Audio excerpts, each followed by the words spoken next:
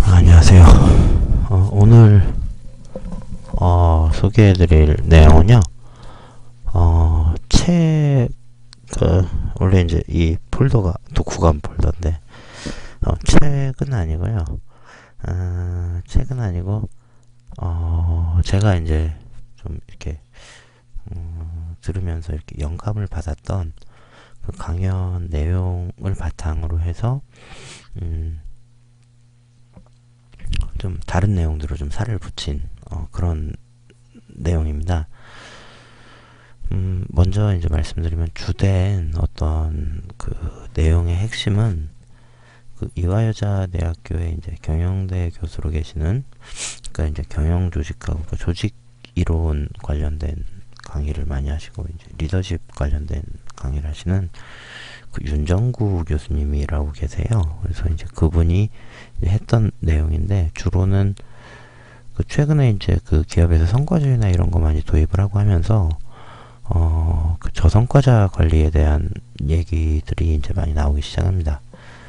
특히 이제 정년 연장이 되면서 기업에서 이제 좀 이렇게 인력들이 선순환이 돼야 되는데 정년 연장이 되고 하면은 가뜩이나 고령 인력에 대해서 이제 뭐 정리를 하고 싶은데 정년이 더 늘어나니까 그런 걸 하지 못하다 보니까 기업들이 요즘에 이제 저성과자에 대한 관리를 하려고 많이 고민을 하고 있는데, 이제 그런 고민을 하기 이전에 과연 이 회사가 무엇을 해야 되느냐, 그러니까 자연스럽게 이제 그런 양반들에 대해서 무턱대고 저성과자 관리를 하게 되면 기업에 이제 여러 가지 충격들이나 이런 게 많잖아요. 개인 입장에서 되게 배신감도 들고. 근데 이제 그래서 기업에서 그런 걸 하기 이전에 먼저 기업 스스로가 뭔가 준비가 좀 돼 있어야 된다는 거죠. 근데 이제 그런 부분에 대한 얘기를 하셨는데, 그거를 좀 앞뒤로, 그러니까 저성과자 관리에 대한 측면뿐만이 아니라 기업에서 그러면은 애초에 인재관리에 대한 틀을 어떻게 하는 게 좋을지, 뭐 그런 부분으로 좀 고민을 해보면서 좀 급하게 좀 만들어 봐서 내용을 좀 그 윤정구 교수님 말씀하신 내용 말고는 앞뒤 붙인 내용들이 전체 균형으로 봤을 때 좀 조잡해 보일 수는 있습니다만, 어쨌든 뭐 내용을 얻으신다기보다는 좀 영감을 얻으셨으면 하는 차원에서 좀 소개를 드리고자 합니다. 제목은 이제 인재관리에 대한 새로운 접근이라고 제목을 좀 달아봤고요. 그래서 이제 인재관리의 필요성이 무엇이고, 그래서 인재관리에 대해서 기업이 어떻게 접근하면 좋겠고, 일반적으로 하고 있는 방식이나 이런 걸 봤을 때 어떻게 개선했으면 좋겠다, 뭐 이런 내용으로 진행을 좀 하도록 말씀을 드리겠습니다. 첫 번째 이제 인재관리의 필요성 부분은요, 먼저 이제 인적 역량 자체가 이제 많이 중요했다는 거죠. 그러니까 경영 환경이 변화하면서 구성원들의 자발적인 몰입이나 조직 내 창조적인 역량 구축이 점차 중요해지고 있다. 그래서 이제 그 에드워드 롤러라고 하는 양반, 꽤 유명한 양반이에요.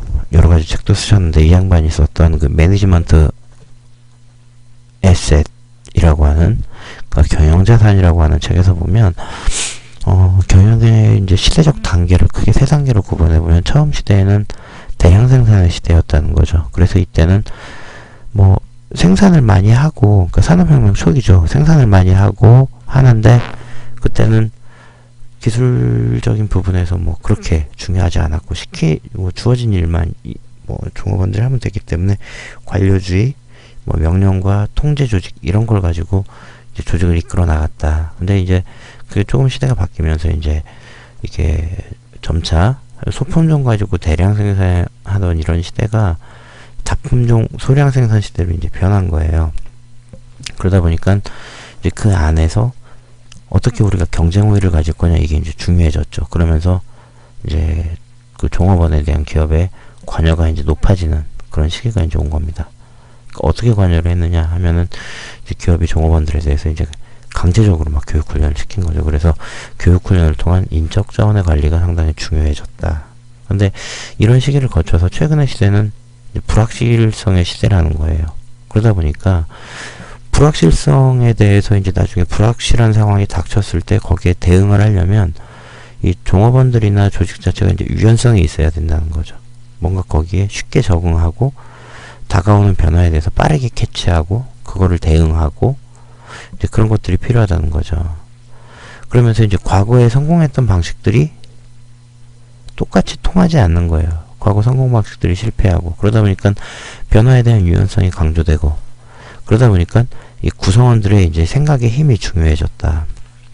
또 구체적으로 보면 과거처럼 어떤 소수의 리더에 의한 운영이 성과 창출 한계가 생기게 됐다는 거고 그리고 이제 그 반면에 구성원들의 자발적 몰입 그리고 창의적인 아이디어의 결합이 중요해졌다. 그럼 이건 뭘로 얻어질 거냐? 결국 일하는 방식, 조직 문화, 리더십 등의 HR 영역 관련해서도 조직 전체에 그러니까 개개인의 어떤 뛰어난 리더가 아니라 조직 전체의 인적 역량 형성을 중심으로 한 진화가 필요해졌다. 이 전체의 내용은 그 LG경제연구소에 나온 레포트 내용이에요. 근데 이런 비슷한 얘기를 이제 그 연세대학교의 정동일 교수님이 또 비슷한 얘기를 했어요. 그러니까 뭐 시대별로 보면 동기부여를 그러니까 종업원들에 대해서 동기부여를 어떻게 시킬 거냐라고 하는 문제에 대해서 처음 시기에는 이제 규율과 통제 이런 걸로 이 동기부여가 됐다는 거예요. 막 간섭하고 괴롭히고 막 통제하고 그러다가 두 번째 시대에는 종업원들에 대한 동기부여가 이제 보상으로 많이 이루어졌다는 거죠. 그러니까 보상을 많이 주면서 동기부여를 시키는 이런 건데 최근의 시기는 보상으로 그게 가능한 시기가 지났다는 거죠. 그러면서 목적의식을 가지고 동기부여를 시키는 시대로 됐다라고 이제 얘기를 하기도 합니다. 큰 틀에서 보면 시대적인 변화는 비슷하게 보면서 각각의 어떤 관점에 따라서 그거를 필요한 요소별로 이제 뭐 이 동기부여 측면이냐 아니면은 교육적인 측면이냐 이런 걸로 이제 다르게 접근했다라는 느낌이 좀 강하게 들죠. 자, 그 다음에 두 번째입니다.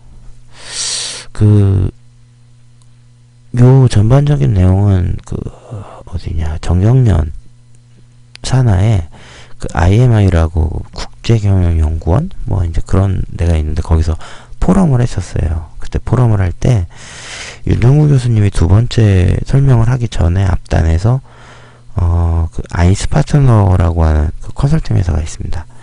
그 아인스 파트너에서 이제 설문조사했던 결과를 발표를 했어요. 근데 보시면 저성과자와 관련해서 각 기업에 그러니까 보면은 어디야 여긴 안 나오는데 그러니까 그 저성과자 제도에 관한 실태조사를 했어요. 아인스 파트너에서 2015년 7월 13일부터 8월 16일까지 한 달 정도 했고 자코리아에 있는 기업 회원 1만 명을 대상으로 해서 응답자가 900명 정도 된다고 해요. 되게 적게 했죠. 어쨌든 그 900명의 응답자 중에서 좀 이렇게 중복되거나 아니면은 뭐 잘못 기재했던 이런 내용을 다 빼고 유용답 607명을 기준으로 한 건데 여기서 보면 저성과자의 발생 요인을 개인적 문제로 볼 거냐 아니면 조직의 문제냐 라고 봤을 때 개인 문제로 인식한 비율은 31.8%에 불과했고 응답자의 절반 이상 51.2%가 저성과자의 문제를 조직의 문제 혹은 리더십의 문제로 인식하고 있는 걸로 나타났습니다. 잘 보시면 그러니까 역량, 자질 부족과 같은 본인의 문제라고 생각한다는 게 이 정도고요. 직무의 미스매칭과 같은 조직 문제다. 그리고 직속상사의 어떤 리더십의 문제다. 그리고 회사나 경영진이 관리를 안 해서 그런 거다. 여기까지 따지면은 거의 한 67% 뭐 이 정도 되죠. 근데 직접적으로 조직과 리더십의 문제라고 얘기한 게 절반이 넘는다는 거예요. 그런 걸 보면 결국 저성과자가 발생하고 이런 부분도 조직의 책임이 일정 부분이 있다. 크게 있다. 그러면 그거에 대해서 조직이 어느 정도 역할을 좀 해줘야 된다는 거죠. 그걸 예방하기 위해서든 뭐 그 사람들에 대해서 어떤 대책을 좀 마련해 줄 수 있든 간에 자, 그 다음에 그래서 보면 과거와 비교했을 때 이 심리적 계약이 변했다. 과거와 달리. 그러니까 뭐냐면 과거에는 이제 종신고용 체제가 있었잖아요. 근데 그게 무너지면서 종업원들의 심리적 계약이 고용 가능성으로 변화하고 있더라. 이렇게 이제 내용을 먼저 쓰는 거는 주로 이제 두 가지 방식이라고 얘기를 하기도 하고, 그 베인 같은 컨설팅 회사에서는 이걸 앤서 퍼스트 방식이라고, 그러니까 결론을 미리 얘기해주고 그거에 대한 근거들을 설명하는 방식으로 이야기를 하는 게 더 효과적이다라고 하는 거죠. 자, 어쨌든 과거에 종신고용 체제가 무너지면서 심리적 계약이 고용 가능성으로 변화하고 있다. 이 심리적 계약이라고 하는 거는 고용계약에서 노동력하고 임금의 교환이죠. 기본적인 고용계약은. 이건 명시적으로 그렇게 보이는데, 그거 말고 각 당사자들이 암묵적으로 고용계약을 맺으면서 서로 이제 기대하고 있는 합의사항이 있다는 거예요. 뭐 도장을 찍지는 않았지만 서로가 서로에 대해서 기대하고 있는 부분들이 있다는 거죠. 그거를 이제 심리적 계약이라고 하는데, 뭐 업무에 몰입한다든지 아니면 조직에 대해서 실망한다든지 이런 것들의 대부분이 바로 이 심리적 계약에서 비롯된다 라고 이야기를 합니다. 근데 이게 80년대에는 회사에서 종업원에 대해서는 종신고용 체제가 있었죠. 종신고용 체제. 그걸 통해서 종업원들로부터는 회사는 이제 로열티를 요구하는 거예요. 내가 너를 정년까지 보장을 해주면서 회사에서 일하게 해줄 테니 회사를 위해서 열심히 일해라 라고 하는 종신고용과 충성심의 그런 심리적 계약이 있었다.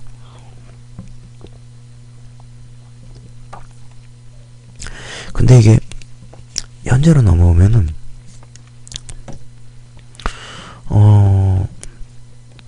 일단 종신고용이 안 되잖아요. 안 되는데, 그러다 보니까 회사는 종업원에 대해서 로열티를 요구하는 게 아니라 구체적인 퍼포먼스, 성과를 요구하게 됩니다.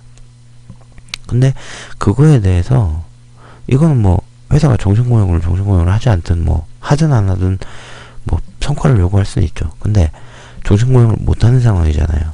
그러다 보니까 종업원에 대해서 퍼포먼스를 요구하면서 회사가 해줄 수 있는 건 결국에 심리적 계약이라고 하는 거는 내가 이만큼 퍼포먼스를 내면서 나는 회사로부터 고용 가능성, 그러니까 다른 기업으로 내가 이직할 수 있는 그런 능력을 내가 회사로부터 배울 수 있는 그런 것들에 대한 기대가 훨씬 더 커졌다는 거죠. 종신고용에 대한 기대를 저버렸으니까. 자, 고용 가능성이라고 하는 거는 퇴직 후에 최소한의 조건을 유지하면서 시장에서 고용을 유지할 수 있는가에 대한 문제죠. 그러니까 내가 지금까지 해왔던 일, 배웠던 일, 이걸 가지고 내가 이 직장을 버리고 다른 데 갈 수 있느냐, 이런 문제죠. 결국 이 고용 가능성을 높이기 위한 기업의 역할이라고 하는 건, 사회적 책무라고 하는 거는 내부 시장에서의 가치와 외부 시장에서의 가치를 어떻게 동일하게 만들어 줄 거냐. 그러니까 그런 과정을 통해서 어떻게 종업원들을 외부 시장에서 경쟁력이 있는 그 인력으로 키워낼 거냐, 이런 게 이제 회사의 역할이 된다는 거죠. 그리고 이제 성과를 내는 공식도 이제 바뀌었다는 거예요. 그러니까 경영 환경이 변화하다 보니까 기업 내에서 성과를 창출하는 요소들하고 그 결합 수준도 변화했다. 그러니까 다시 얘기하면 80년대에는 성과를 결국에 개인의 능력, 태도, 그리고 제도적인 부분, 이렇게 봤어요. 근데 요 능력이라고 하는 부분이 정확하게 내가 뭔가를 정확하게 잘하고 그거에 내가 전문가야, 이런 거에 대한 부분보다는 이제 종신고용 체제다 보니까 전반적인 어떤 그냥 두리뭉실한 능력, 그러니까 저 사람이 좀 일을 그냥 잘해 라고 하는 이런 정도의 수준을 요구했다라고 하면, 현재에는 성과를 내기 위해서는 개인이 가지고 있는 능력이 아닌 역량 베이스, 그러니까 역량이라고 하는 게 성과를 내는 사람들이 가지고 있는 공통적인 특성이거든요. 그러니까 성과를 잘 낼 수 있는 그런 특성, 그리고 일에 대한 몰입, 태도가 몰입으로 바뀐 거죠. 그러니까 단순하게 어떤 태도를 가지느냐 이게 아니라 일에 대한 몰입성을 얼마나 가지느냐로 이제 변화했다는 거고, 요 제도적인 측면은 문화적인 측면으로 바뀌었어요. 그러니까 단순하게 어떤 제도가 아니라 그 제도뿐만 아니라 전반적인 그 기업에서 풍겨나오는 그 문화, 이런 것들을 통해서 결국엔 성과가 만들어지더라는 겁니다, 현재는. 그러다 보니까 이제 몰입은 성과 창출을 위한 충분 조건이다. 그러니까 몰입이 있어야 기본적으로 성과가 나온다는 거죠. 그리고 역량은 필요 조건이라는 거죠. 그러니까 아무리 몰입이 있어도 그거 가지고는 성과가 안 나온다는 거예요. 무턱대고 열심히 한다고 성과가 나오진 않죠. 역량이 있어야 된다. 그래서 이게 필요 조건이다. 근데 그 문화라고 하는 거는 역량과 몰입을 통한 성과 창출에 대해서 상승 효과를 가져오는, 그러니까 조직의 문화가 좀 이렇게 내가 일하고 성과를 내는데 도움이 되는 그런 문화면 그만큼 내 성과가 더 올라가는 거고, 오히려 문화가 그거에 맞지 않으면 내가 성과를 내는 부분을 깎아먹는다는 거죠. 이제 그런 관계를 가진다. 몰입, 역량, 문화는 서로 간에 그런 관계고, 이게 어떻게 결합되느냐에 따라서 성과의 그 수준이 결정된다라는 거죠. 그래서 이제 보면 앞에 나왔던 세 가지, 이 역량, 몰입, 문화 요 세 가지 측면에서 이제 이야기를 좀 해보면, 결국 역량과 몰입이라고 하는 거는, 자, 기업은 직원에 대해서 몰입을 유도해야 되고 역량을 갖출 수 있는 토대를 구축해줘야 된다. 이게 기업이 성과를 내기 위해서 필요하기도 하고 개인한테도 그게 도움이 될 거다라는 거죠. 그래서 역량 향상을 위한 기업의 역할은 결국 조건적인 자신감을 얼마나 줄 수 있느냐, 그리고 근원적인 자신감을 얼마나 줄 수 있냐, 이런 두 가지 측면으로 나오는데, 조건적 자신감이라고 하는 거는 내가 성과를 낼 수 있는 조건을 갖췄다는 거예요. 조건을 갖췄다는 거예요. 근데 이런 조건이라고 하는 거는 이 환경이 변화하니까 성과를 낼 수 있는 조건은 계속 바뀌겠죠. 그러면 어때요? 그 조건을 맞춰주기 위해서 계속 조직의 어떤 시스템, 교육 체계 이런 것들이 계속 업데이트 돼야 된다는 거죠. 그래서 내비게이션과 같은 의미다. 그래서 평소에 얼마나 환경에 맞춰서 개인들의 어떤 몰입이나 역량이나 능력 발휘나 이런 것들을, 그러니까 개인 스스로 업데이트할 기회를 얼마나 주었느냐, 이제 이런 측면이고, 근원적 자신감은 이제 회사의 어떤 사명, 비전, 가치 이런 거에 대해서 개인이 얼마나 신뢰하고 그걸 위해서 자기가 노력해야 되고 이제 이런 생각을 하도록 이끌어줬느냐, 그게 이제 근원적 자신감이라는 거죠. 그래서 이제 위에 이 근원적인 자신감과 조건적 자신감 이 두 가지가 같이 구축이 돼야 역량이 향상된다는 거예요. 아까 얘기한 것처럼 몰입이라고 하는 거는 충분 조건이고 역량이 갖춰져야 돼야 그게 필요 조건이 되는 것처럼 요 조건적 자신감과 근원적 자신감 두 가지가 다 있어야 성과가 나온다는 거죠. 개인들의 역량도 향상되고. 예를 들면 조건적 자신감만 있으면 자기가 어떤 걸 위해서 일해야 될지를 모를 거고, 근원적 자신감만 있다 보면 경쟁에서 이길 수 있는 조건적인 자신감이 없는 상태이기 때문에 경쟁에서 이길 수가 없다라는 거죠. 근데 요거를 좀 뜯어서 보면, 자, 근원적 자신감이 없으면요, 그러니까 회사의 사명, 비전, 가치 이런 거에 대해서 내가 믿지를 않으면 일을 하면서도 자기를 계속 깎아내리게 돼요. 그러니까 자기를 깎아먹는 일을 하는 거죠. 그러니까 일을 하면 그게 나 스스로 다시 동기부여가 되고 이렇게 나 스스로 선순환의 과정을 거쳐야 되는데, 근원적 자신감이 그런 역할을 해준다는 거예요. 그게 없으면 자기가 뭘 위해서 일하는지 모르기 때문에 쉽게 번아웃되고 그런다는 거죠. 그래서 근본적으로 근원적 자신감은 그걸 통해서 몰입이 향상되는 측면으로 간다.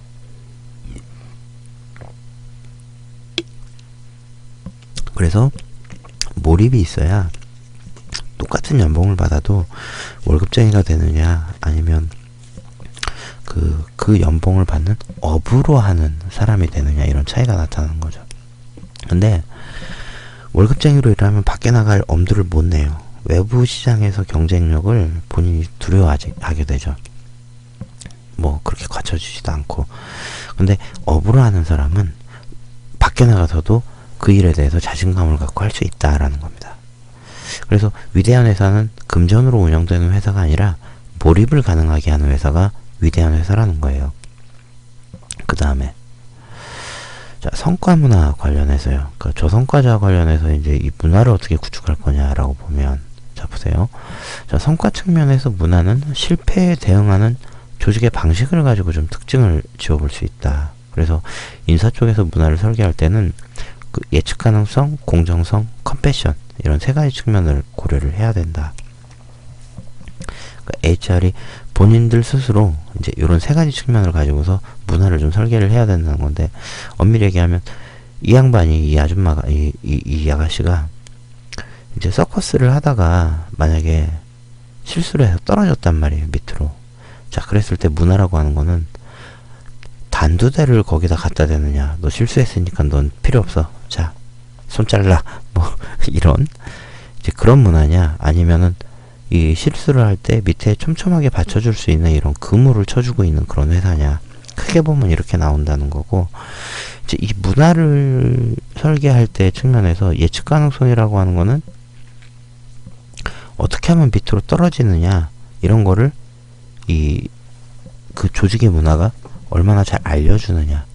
그러니까 어떻게 하면 떨어지고 어떻게 하면 떨어지지 않는지를 얼마나 잘 가르쳐주고, 공정성은 이게 얼마나 촘촘하냐는 거죠.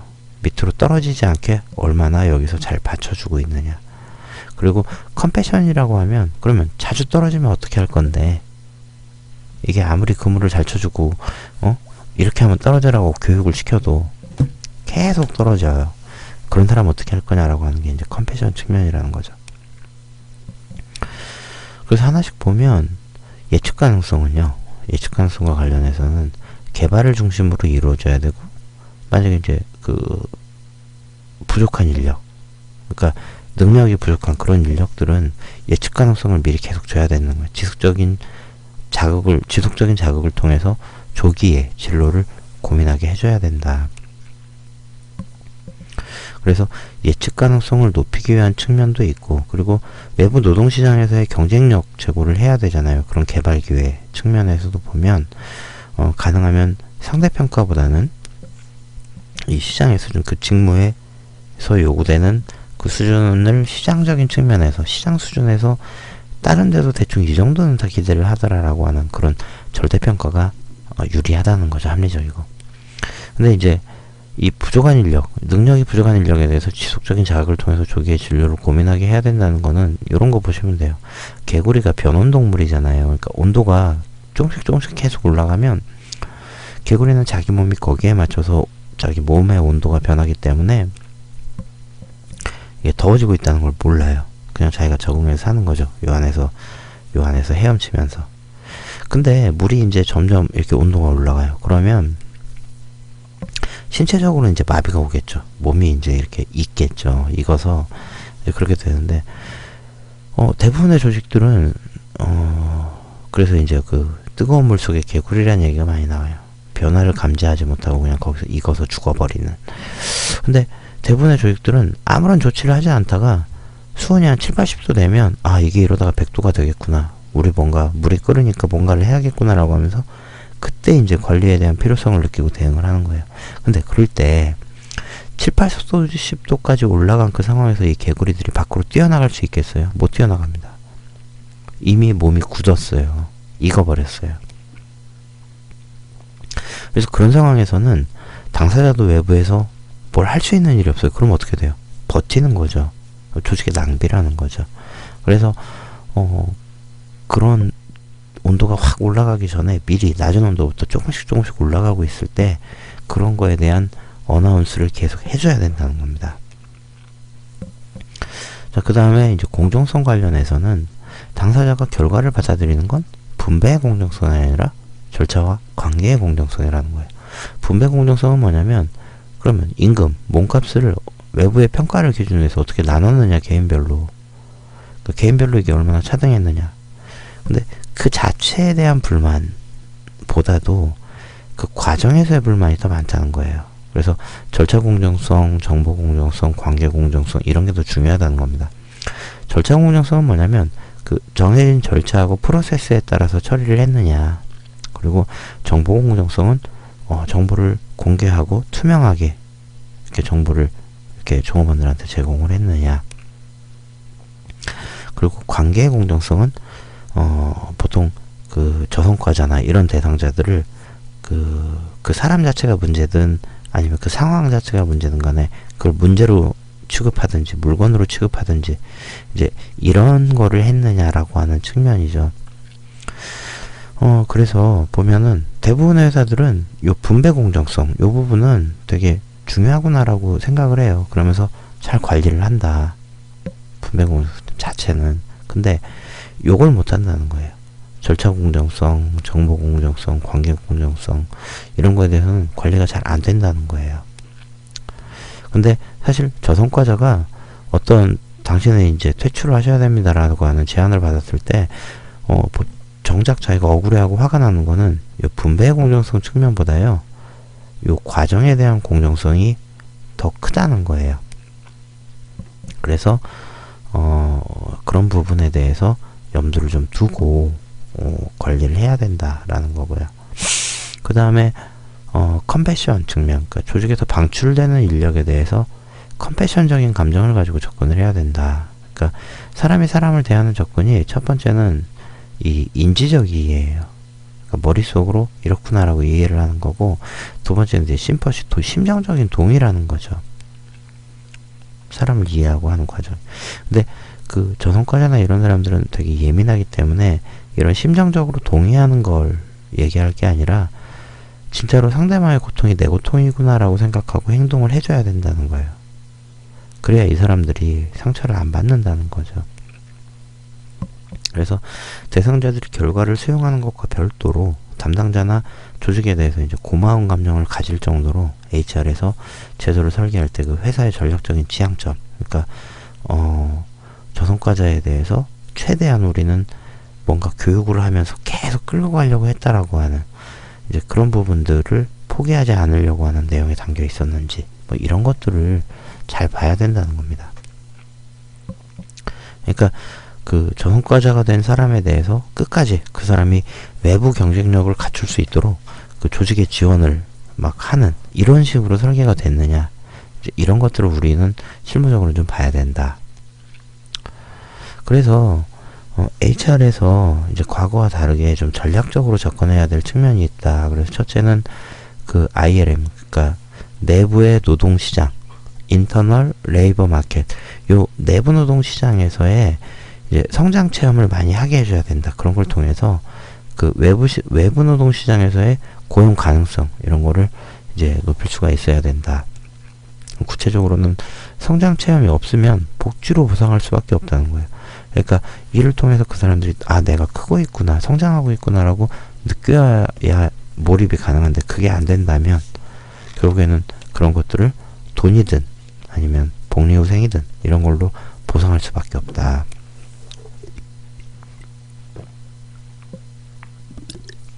그러니까 더 나아지고 있다 뭐 이런 것들을 좀 주면 괜찮은데 그런 걸 줄 수 없는 상황일 땐 복지로 보상할 수밖에 없고, 만약에 이제 지금 우리나라가 지금 그래요. 그러니까 한참 고성장하던 시기가 지냈잖아요. 계속 지금 저성장 시대예요.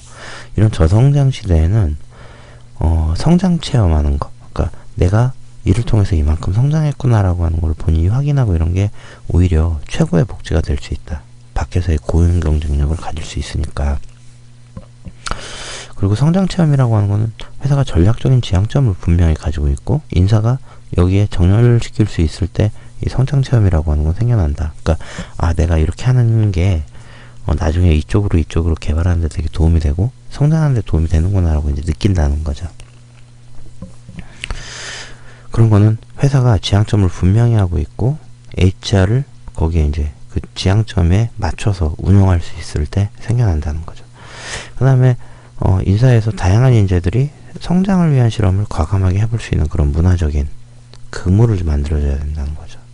떨어져도 밑으로 떨어져서 다치지 않도록 그물을 만들어주고 이제 이런 것들이 이제 인사의 역할일 거고, 그 다음에 조직 공정성을 확보해야 된다. 그러니까 결과치인 분배 공정성뿐만 아니라 과정치인 절차, 정보, 관계 이런 쪽에 공정성을 확보해줘야 된다. 그리고 컴패니언 위드 컴패션, 그러니까 그 동료에 대한 정말 안타까운 마음을 가진 그런 동료의식 이런 거죠.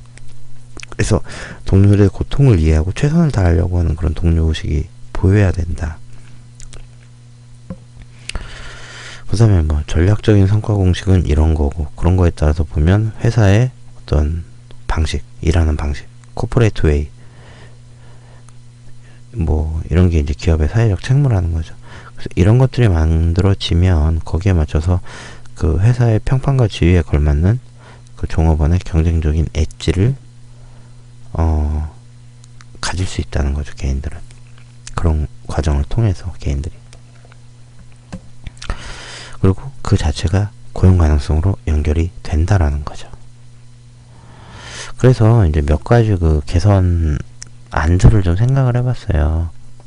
뭐 이게 꼭 답은 아닙니다만. 그래서 교육기회 확대를 통해서 고용 경쟁력을 제고시켜야 된다. 종업원들에 대해서.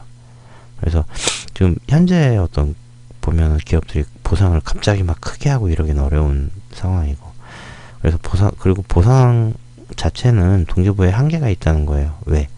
허츠버그의 이원 이론 중에 불만족 요인이거든요. 보상이. 그리고 사내외 교육 및 담당 직무에서의 다양한 경험을 통해서 전문성을 갖추도록 하는 것이 업무에 대한 자신과 일에 대한 동기부여를 강화할 수 있는 방법입니다. 전문성을 갖추는 거 중요하다는 거고요. 그 다음에 수평적 노동시장이 커지니까 이 직무순환, 직무교대, 직무순환 방식 이런 것들을 좀 고쳐야 된다. 좀 변형해서 고용 경쟁력을 제고할 필요가 있다라는 겁니다. 그래서 경험의 증가는 기본적으로 권한이 힘이 돼야 경험이 늘어나는 거죠. 근데 이런 거는 리더십의 변화가 전제가 되어야 된다. 그러니까 경험이 증가한다라고 하는 거는 자기가 뭔가를 판단하고 이런 권한이임을 통해서 가능한데, 권한이임을 해주려면 리더 스스로가 이 권한에 대한 욕심을 좀 버려야 돼요. 이제 그 얘기를 좀 여기서는 하고 있는 거고요. 두 번째로 뭐 각 부서별로 이런 구조가 있다고 해봐요. 지원 쪽의 구조, 재경실의 구조, 뭐 기획실의 구조, 이게 각각 이제 다르게 나타나긴 할 텐데 어쨌든, 그래서 하위 관리자들은 요 안에서 의사소통을 되게 많이 해야 되고, 중간 관리자는 더 넓게, 상위 관리자는 더 넓게 해야 된다는 거죠. 그래서 보면 기업에서 강제로 이렇게 로테이션 돌리는 경우가 많은데, 그런 로테이션은 결국 전문성 강화라고 하는 측면에 복무를 해야 된다. 그래서 일정 범위 내에서 시행하는 게 바람직하겠다라는 거고요. 그 다음에 승진 경로에 대한 예측 가능성을 좀 높여야 돼요. 그래서 승진이 안 될 것 같다라고 하면 나가는 게 내가 더 현명하겠구나 라고 생각하는 게 더 바람직하다는 거죠. 자, 본인의 성과 및 역량 수준과 승계 한계에 대한 정보를 주기적 사전적으로 제공해서 조직 내에서의 성장 한계를 사전에 인지하고 준비하도록 지원을 해줘야 된다. 그래야 이 양반들이 미리 딴 데 알아본다는 거죠. 그리고 장기적으로는 어떤 한계에 따른 자발적 이직 문화를 이제 구축을 해서 인력 선순환 체제를 구축할 수가 있겠다. 그러니까 자연스럽게 이렇게 되면 나가는 거구나. 그리고 여기서 이제 나가라고 하는 데서도 이런 일을 하면 그만큼의 성과가 나진 않을 수 있다는 거죠. 어쨌든 이런 조직 내부에서 이런 문화가 있으면 뭔가 구조조정을 하거나 이럴 일이 오히려 줄어들 수도 있겠죠. 이제 그런 것들을 좀 노리고 한다는 거고요. 그래서 임원이나 팀장의 승진은 사전에 후보군을 좀 선정해서 운영을 해야 된다. 그리고 승진 한계자, 이 승진 더 이상 안 되는 사람은 담당 업무에 대한 전문적 능력이나 이런 것들에 본인 주도의 어떤 강화 방안을 만들도록 해야 된다. 승진 한계자들은. 그러니까 여기서 승진에 막혔으면 너 개인적으로 노력해봐. 이런 거죠. 그 다음에 한계자. 이 성과가 안 나오는 사람들에 대해서는 이후에 인력 선순환을 원활하게 하는 그런 사전적 투자로 좀 인식을 해야 된다. 자, 그 다음에 장기적인 인적 역량 업그레이드를 추구하는 게 이제 바람직하다는 거죠. 근데 여기서 고민할 게 이제 피그말리온 효과에 대한 내용을 좀 중심으로 좀 봐야 돼요. 그러니까 뭐냐면 내가 누군가를 낳는다라고 계속 믿으면 이제 그게 그렇게 보인다는 거죠. 자, 부하 직원의 성과는 관리자가 기대하는 수준에서 크게 벗어나지 않는다. 왜? 관리자가 원하는 수준만큼 안 해가면 잠 안 재울 거 아니에요. 괴롭히고. 그래서 성과라고 하는 거는, 부하 직원의 성과라고 하는 거는 관리자가 기대하는 수준에서 뭐 크게 벗어나진 않는다. 성공 경험을 가진 관리자일수록 부하 직원에 대한 성과 기대치가 높게 나타나더라. 그러니까 자기가, 이거 지금 피그말리온 효과 얘기하는 거예요. 그러니까 자기가 능력이 있었기 때문에 부하들에 대해서도 그만큼을 요구를 한다는 거죠. 그래서 이와 같은 그런 피그말리온 효과는 근속연수가 작은 종업원일수록 실증적으로 더 나타나더라라는 거죠. 그러니까 예를 들면 뭐 인사에 대한 부분이 아니고 다른 부분이라고 하면 우수한 관리자는 높은 성과가 기대되죠. 그러다 보니까 이제 높은 성과를 내는 거고, 중간에 이제 그 돈이라고 하는 가치가 여기에 투입됐겠죠. 그 다음에 비우수 관리자는 성과 기대를 낮게 잡아요. 그러다 보니까 낮은 성과 이렇게 나오는 거고, 그래서 이 자체를 보면 어쨌든 관리자가 얼마나 성과 기대를 가지고 있느냐에 따라서 결과치가 많이 달라지더라 라고 하는 게 하나 있고, 그 다음에 저학년하고 고학년을 대상으로 이제 이런 똑같은 실험을 해봤대요. 칭찬하고 격려하고. 근데 먼저 요 밑에 보면 뭐 태도나 그러니까 이런 거는 되게 많이 좋아졌다는 거예요. 옛날처럼 그러진 않는데 오히려 그렇게 했을 때 작업에 대한 어떤 향상도 측면에서는 요 저학년이 훨씬 높더라는 겁니다. 고학년 같은 경우는 낮게 나타나는 거예요. 그 이유가 저학년 같은 경우는 이제 환경의 적응도 빠르고, 그리고 이전에 무슨 그 선입견에 대해서 영향을 받은 게 없잖아요. 처음 지금 접해보는 문제이기 때문에 유연성이 상당히 높다. 이렇게 바뀔 수도 있고 저렇게 바뀔 수도 있고. 근데 이제 고학년 같은 경우는 태도나 뭐 이런 건 되게 많이 좋아지는데 학업 능력은 달라지지 않더라는 거예요. 그게 결국 이 사람들이 어렸을 때 이제 실망하던 부분, 그러니까 자기가 실패했던 부분, 이런 것들이 이제 이렇게 쌓이면서 그런 실패했던 경험이나 이런 것들이 계속 떠오른다는 거예요. 그러다 보니까 이제 그 틀에서 못 벗어나는 거죠. 그래서 태도는 좋아지지만 학업 능력 향상도는 뭐 그렇게 더 높게 나타나진 않더라. 이제 피그말리온의 어떤 뭐 당연한 얘기죠. 상사의 기대가 부하 직원의 태도, 능력, 성과에 영향을 미치면서 이런 효과들이 보면 현실성의 제약을 덜 받는, 그러니까 경험이 적은 사람일수록 이런 효과는 더 크게 나타나더라. 근데 그게 이제 왜 그러냐 보면 두려울 게 없는 거예요. 가족이 달린 것도 아니고. 어쨌든 따라서 그 신입사원의 최초의 직속 상사가 상당히 중요하다. 요 저학년들은 여기에 대한 그 잠재 능력을 많이 가지고 있는데, 이제 과연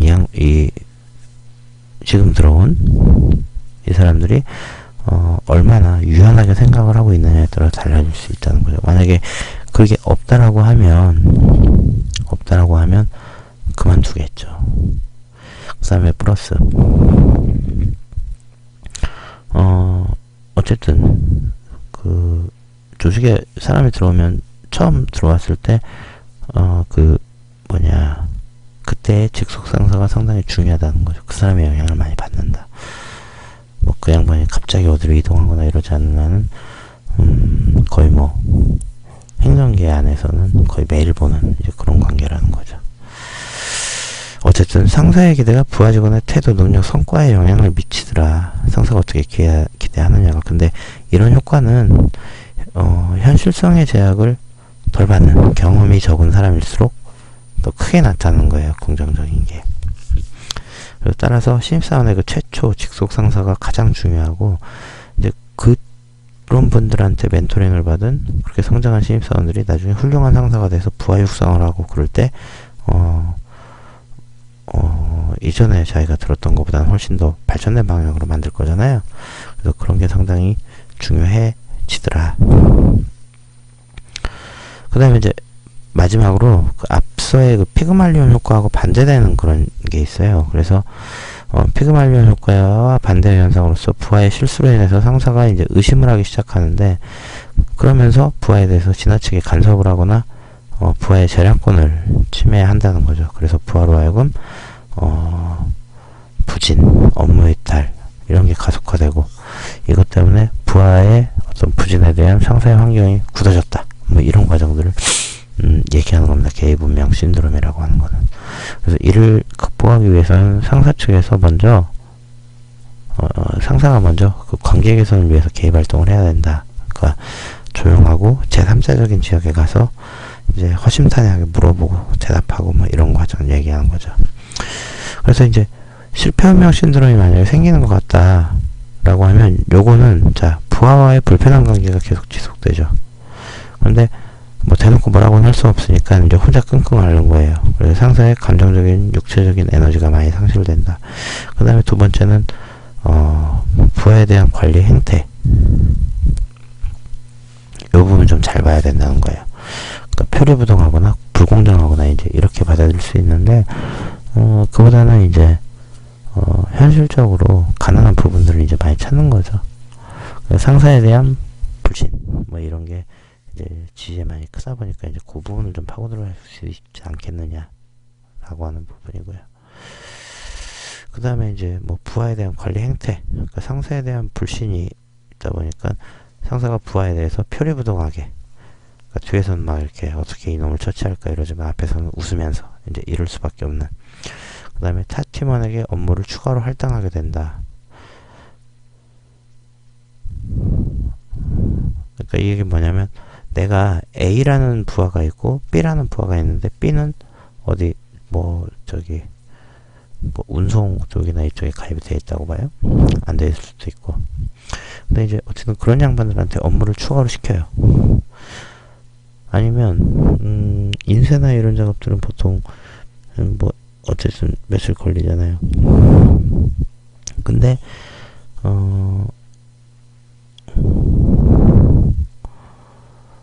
그럴 수밖에 없기 때문에 일 잘하는 비슷한 그 직급 뭐 그런 사람들한테 본인들이 해야 할 일을 시킨다는 거죠.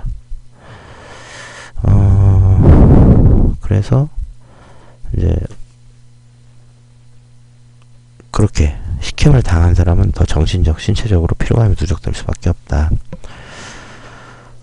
그 다음에 이제 부하들이 팀 내에서 이제 존재의 의미를 찾기 시작하고, 그리고 고민을 토로한다. 근데 이럴 정도가 되면 이미 그 조직은 그 팀 정신이 상당히 손상되어 있는 상태다라고 이제 봐야 된다는 거죠. 그래서 이제 이런 것들을 극복하기 위해서 개입 활동을 하는 건데, 뭐 결과치에 대해서는 잘 안 나왔어요. 남아있는 게 별로 없고. 근데 이제 그 내용들을 좀 보면요, 개입 활동을 해서 그 결과로 최선의 시나리오는 개입 활동이 코칭, 훈련, 직무제 설계, 분위기 쇄신 이런 걸로 연결이 돼야 된다. 근데 그게 안 되더라도, 근데 성과 향상이 그렇게 안 되더라도 상사와 저성과자 간의 관계가 기존 소모적인 관계에서 생산적인 관계로 변환된다는 거죠. 하물며 뭐 직무를 바꿔준다거나 아니면 퇴사를 시켜더라도 개인 입장에서 수용성이 높아질 수밖에 없겠다. 그리고 이제 맨 마지막에 이래저래 이렇게 와서 해도 전혀 뭐 얘기가 안 된다.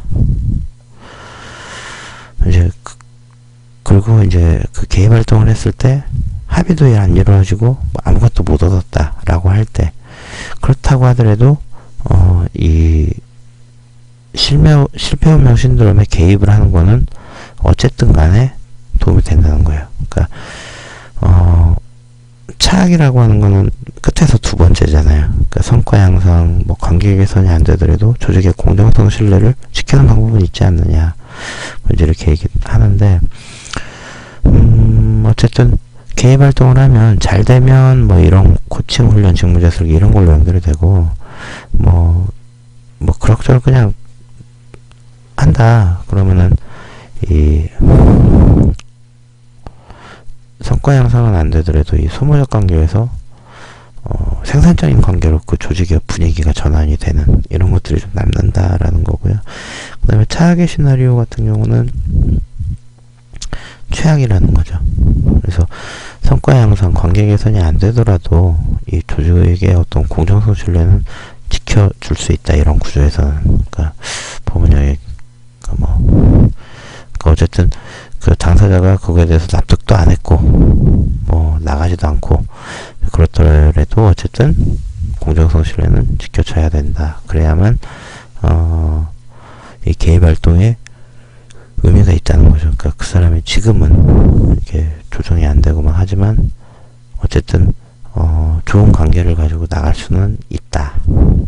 그러면 주변 사람들이 저 성과자 관리하면서 본인도 위인이나 본인도 조직도 같이 위인할 수 있는 그런 방법을 찾는구나라고 이제 보게 되면 또 애사심이 생길 거라는 거죠. 만약에 그게 아니고 반대의 경우라면 이제 회사를 두려워하는 그런 경우가 생길 수도 있겠죠. 어쨌든 강연 내용을 중간 부분에 최대한 좀 받아보려고 했고, 요 두 부분은 이 피그말리온 효과하고 실패 운명 신드롬, 요거는 그 하버드 비즈니스 리뷰에 그 논문으로 따지면 98년, 99년 요때 실렸고, 이제 번역된 책이 2013년에 나왔는데 이제 그 내용이라고 보셔도 무방할 겁니다. 그러니까 요런 대가 때문에 뭐 어쨌든 그 주변 사람들하고의 관계는 엮어나갈 수도 도 있다. 그다음에 그래서 개입 활동을 했더니 결과적으로 최선, 차선, 차악 뭐 이런 시나리오가 있는데 우리가 원래 처음 생각했던 구조는 이런 차선 시나리오였죠. 최선의 시나리오가 되면서 뭐 비용이 더 늘어나고 뭐 이럴 수는 있겠지만 어쨌든 두 가지 정도로 좀 생각하면 된다라는 거고요. 저성과자 문제가 이제 좀 앞으로 계속 이슈가 되고 막 할 거예요. 그럴 때 이제 우리는 과연 그런 것들 미리 어떻게 준비할 거냐, 그리고 이제 그런 측면에서 장애인들이나 이런 사람들의 어떤 자신감 회복 이런 걸 위한 프로그램 어떻게 짤 거냐, 뭐 이런 것들이 좀 많이 중요하다는 거죠. 어쨌든 긴 시간 들어주시느라 고생 많으셨습니다. 감사합니다.